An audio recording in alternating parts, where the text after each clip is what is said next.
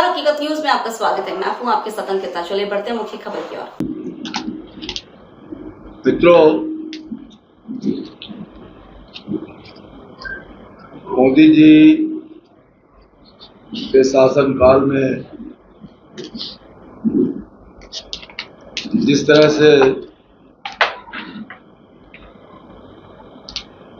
राष्ट्रीय शिक्षा नीति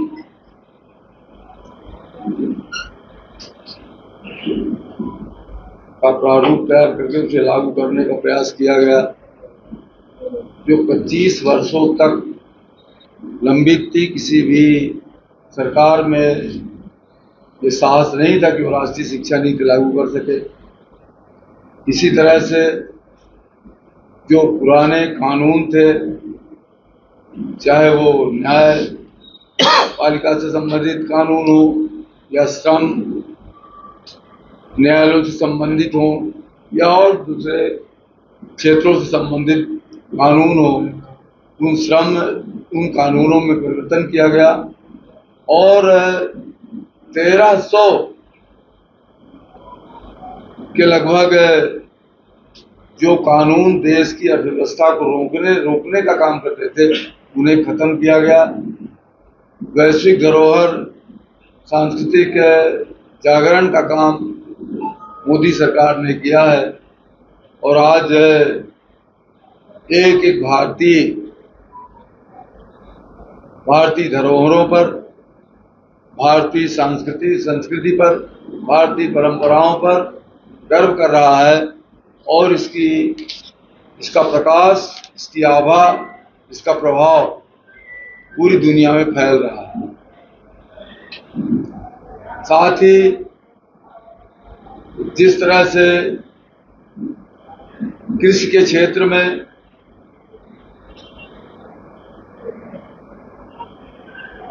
MSP ये तय किया गया कि हमें कुल लागत का 50% अतिरिक्त लाभ किसानों को देना है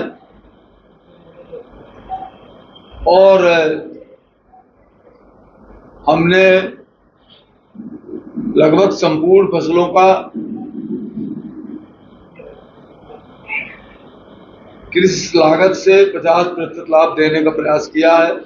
कुछ फसलें तो ऐसी हैं जिनमें 180% तक लाभ मिल रहा है लोगों किसानों को।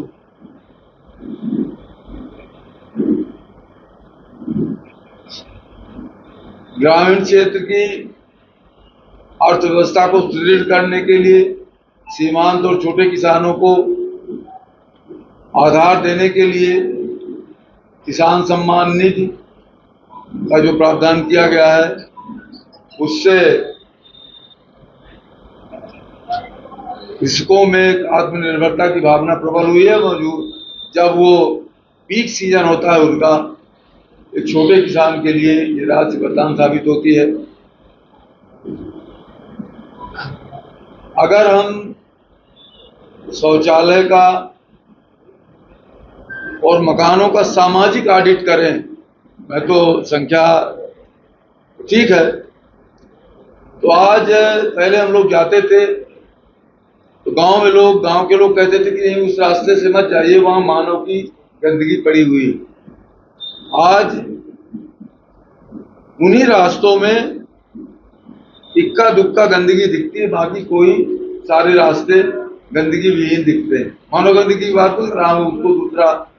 इसी तरह से अभी मैं मऊगंज में था तो मेरे कार्यकर्ता लोग वहां सब साथी थे, तो मैंने पूछा कितने घरों में खपड़ा, कितने गांवों में खपड़ा पाता जा रहा है। ये खपड़ा पताई का सीजन है।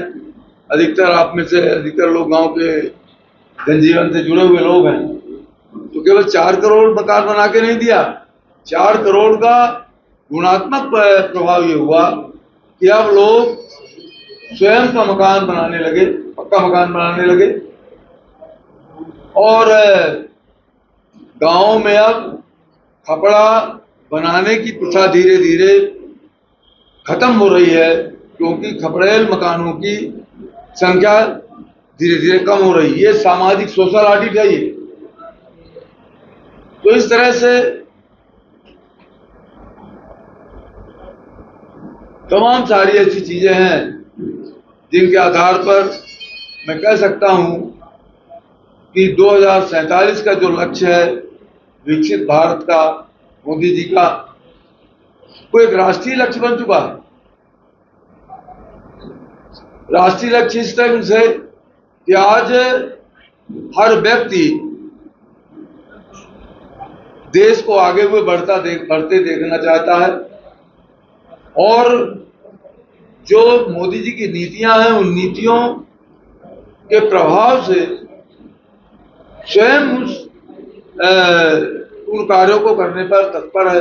आज चाहे वो खाद्यान्न के मामले, ये सब्सिडी उर्वरक के मामले में ले लीजिए, उर्वरकों के मामले में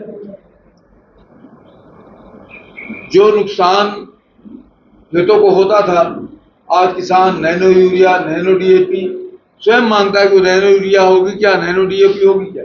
या चाहे सामाजिक सुधारों के मामले में रहा हो, आज देश का हर नागरिक इन सरोकारों से सरकार के साथ जुड़ा हुआ है और उस प्रयास को आगे बढ़ाने का काम कर रहा है। मैं इन्हीं बातों के साथ अपनी बात समाप्त करता हूँ।